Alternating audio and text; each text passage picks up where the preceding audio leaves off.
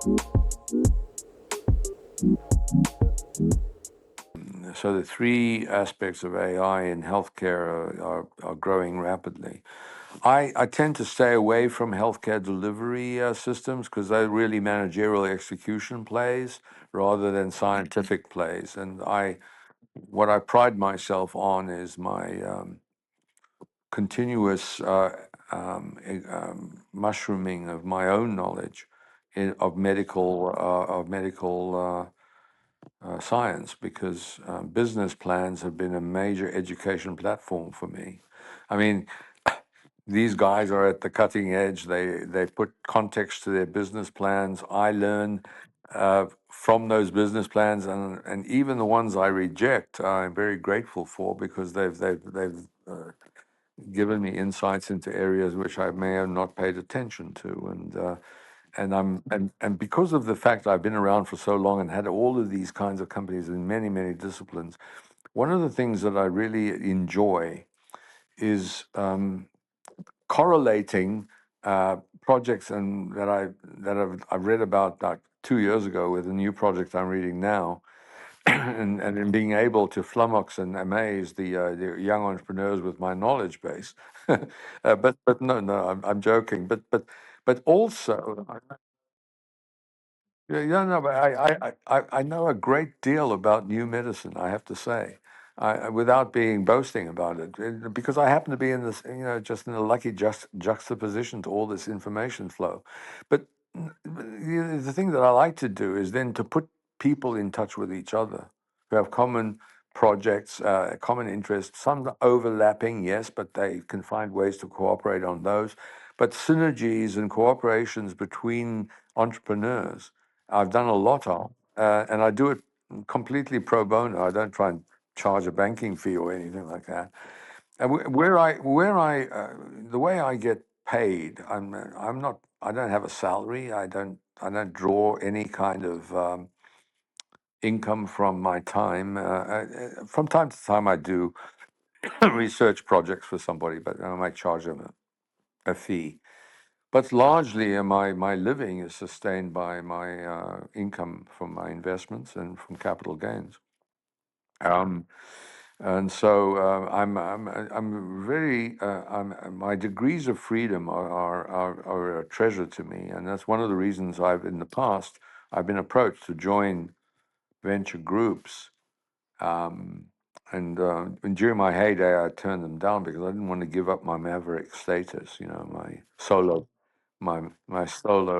practice. So when I make a mistake, nobody knows about it except my wife and my sons and kids. But yeah, I bury my mistakes and I can boast about my successes. Whereas if you're managing other people's money, you have to admit to your mistakes in public, more or less. Yeah, that's a lot of degree of freedom. That's right. Yeah. Yeah. So I look forward to now, as I said, ammunition being my major enterprise, perhaps the most major and it's a consolidation of all the experiences I've had in my biotech and biopharma investing, as well as the fact that some medtech impinges on this idea as well.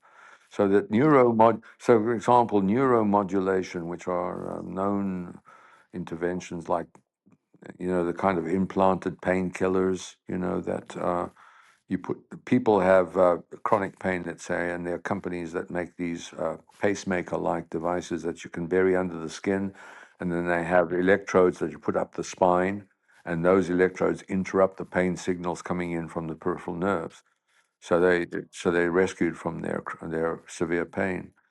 Well, there's been a discovery, and I've invested in the company where the doctor discovered that if you put these things a bit higher up, or have a longer electrodes, now you can influence lung function, and you can really have a profound effect on asthma and chronic obstructive lung disease, the COPD, and even yeah, but it's not only neuronal.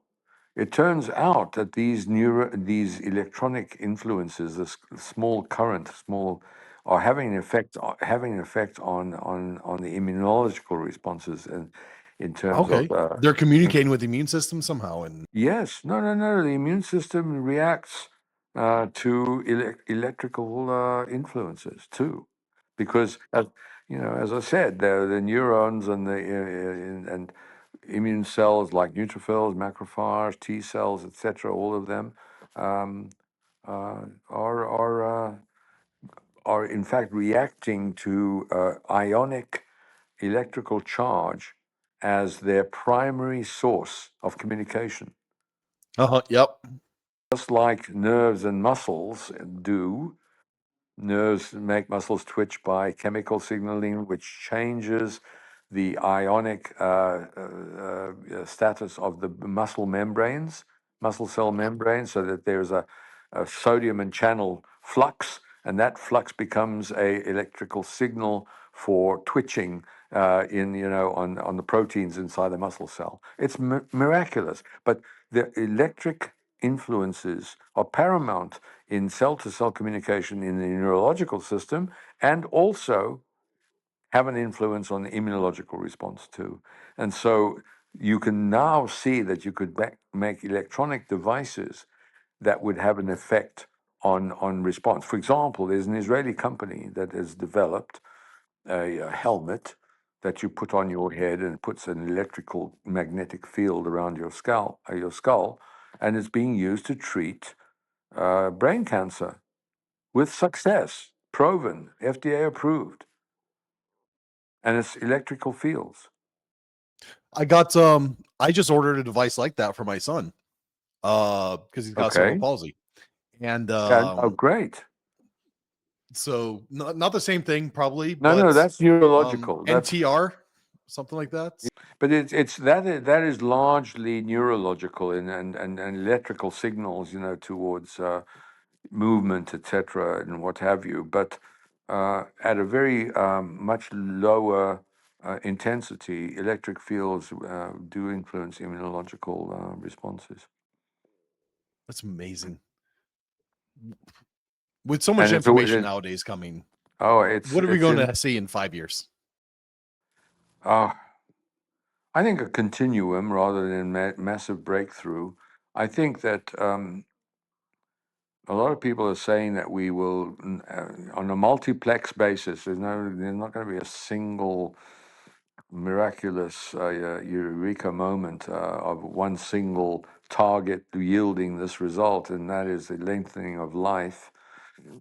But some serious physiologists and researchers are thinking we will, in time, maybe in a 10-year period, on a multiplex basis, multiple targets, we'll be able to elongate life fairly profoundly. Now, there's no way to test that in double-blind clinical trials. Otherwise the investigators would have to take the drugs themselves, in order to be there to measure the result. So you can't. What we can only do now is to look at health span, the stigmata of aging, infirmities, diseases that as the immune system ages, that's a very profound effect.